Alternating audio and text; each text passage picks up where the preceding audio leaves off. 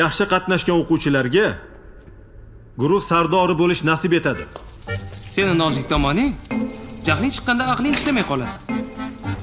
Hayotda bo'lsa, hamma narsani kuch hal qilmaydi. To'g'ri. Fikringga qo'shilaman. O'zim ham tushunaman. Inson birinchi o'zining kuchli va nozik tomonini bilib olishi kerak. Muslim, what are you thinking about?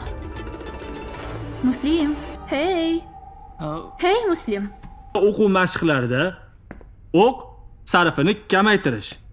Ya'ni sizlar hozir bu yoqda o'rganasiz, qanaqa qilib otishni, mo'ljalga olishni o'rganasizlar. U yoqqa borgandan keyin bitta o'qni bitta mo'ljalga aniq urib berasiz.